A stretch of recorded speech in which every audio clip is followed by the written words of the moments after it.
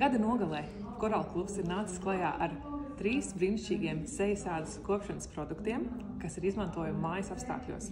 Es esmu Sandra Klāviņa, kosmetoloģijas entuziaste un speciāliste. Padalīšos ar jums, kā pareizi uzklāt masku, lai no tās gūtu vislielāko labumu.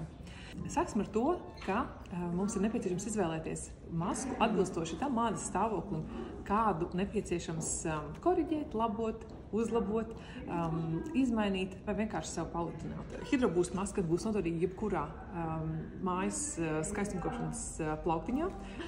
Tā ir īpaši mitrinoša maska, kura palīdzēs atjaunot mitruma līmeni ādā un novērst tādas hiperpigmentācijas izpausmes uz ādas. Hidrobūst maska būs piemērota jebkuram ādas tipam, kuram nepieciešama mitrināšana. To var uzlikt, piemēram, vakarā. Jūs esat paveikuši sestdienas mājas soli, kā parasti tas notiek, un vienkārši gribas atpūsties. Mitrināta āda vienmēr ir vesela āda, un pirmā palīdzība jebkurai ādai ir tieši mitrināšana. Violetā maska būs īpaši piemērota tādām ādām, kuras ir ilgstoši sausas, un kurām ir nepieciešama papildus palīdzība, lai to mitrumu līmeni būtu iespējams noturēt ādā. Šai maskai ir brīnišķīgs sastāvs, kas satur keramīdus, kas ir dabiski arī mūsu ādas aizsargs slānī un palīdz mitrumam, kas ādā jau ir, neiztvaikot.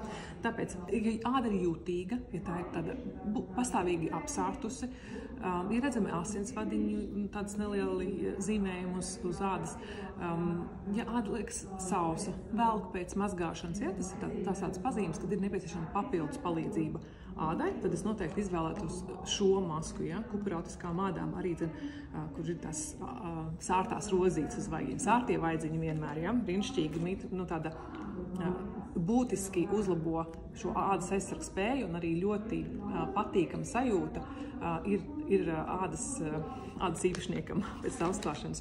Un tad jau tādā nobriedušākām ādām arī, sākot no 35 gadu vecuma, kad jau mazliet varētu būt kāds liftinga efekts noderētu ar īpaši zemas molekulu masas kolagēns, kas spēj dziļāk ieripināties ādas šajā epidermālajā slānī, aizsniegt jau dziļākas, jau dzīvās šūnas, ja, ne tikai virspusēji mitrināt, un brīnišķīgs atjaunojošs liftinga efekts ādai. Bet, ja mēs vēlamies ādu pamitrināt dziļākā līmenī, ne tikai atmirušās ādas virskārtas šūnas, bet lai tiešām aiziet dziļāk, lai pabarot to šūniņu, kaut vai tajā epidermālajā ādas virskārtas slānī, bet jau pie dzīvajām šūniņām, mums āda ir jāattīra. Ādas attīrīšanai es ieteiktu izmantot vai no attīrošu pieniņu. Mūsu Coral Klubā ir pieejams Privilege sērijas attīrošais pieniņš, vairāk piemērots tieši sausām, jūtīgām ādām, bet var arī izmantot, teiksim, ja jūs mājās ir želeja vai putiņas, ja, tad attīrīt. Pirmais darbiņš ir attīrīt ādu no liekā sebuma, kurš neļauj iekļūt nekam dziļāk ādā.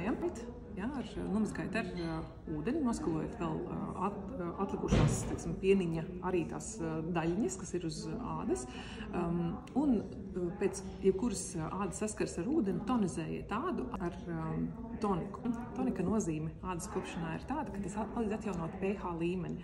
Ādai labāk patīk skāba vide, nomazgājot ar ūdeni, tad pH līmenis paceļas, mums vajag pazemināt viņu atkal.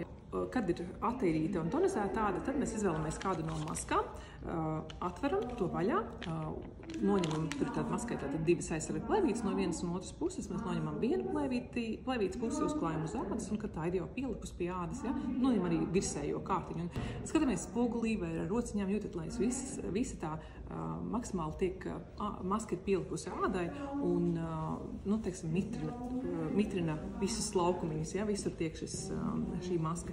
Kad maska ir uzklāta, to nepieciešams noturēt 20 minūtes, ne ilgāk. Ilgāk masku nav par 20 minūtēm vērts noturēt, jo tā ir maksimāla ādas kapacitāte tajā, kā tā spēja uzņemt vēl kaut ko apēst to labumu, kas ir tajā maskā. Un pēc tam 20 minūtēm, kamēr vēl maska ir mitra nedaudz, ja mēs negribam sagaidīt, kad viņi būs sausi, noņemam nost pēc 20 minūtītēm. Neko nemazgājam, atstājam visas šīs maskas mitrinošās sastāvdaļas uz sejas, vēl iemasējam, ieplikšķinot sejā šo te maskas sastāvu un uzklājam aizsarga krēmu vai mitrinošu vai barojošu krēmu, kuram būs arī šī te komponenti, kas ir tādu, palīdz radīt aizsargslāni uz ādas, lai vienkārši neiztvaikotu, samazinātu iztvaikošanas procentu šīm brīnišķīgas maskas sastāvam no ādas. Noteikti mēģiniet mājās. Ādas kopšana mājās ir pats jūsu lielākais ierocis jūsu ādas skaistuma un jaunības saglabāšanai. Kosmetologs ir brīnišķīgs profesionāls, pie kura jūs varat doties reizi mēnesī, bet lielo darbu izdarīt mājās jūs paši ar regulāru ādas kopšanu. Un man ir ļoti liels prieks redzot tos brīnišķīgos rezultātus, momentānos rezultātus, pareizi sagatavojot ādu, uzklājot masku, noturot, kurus tūlīt var redzēt. Rūpēties par savu veselību, par savu zarnu trakta veselību, par savu labu miegu, nervu sistēmas veselību un papildus dodiet tādai ēst. Taču sevi barojiet arī savu ādu. Lai jums izdodas un priecīgs tuvojušos svētkus!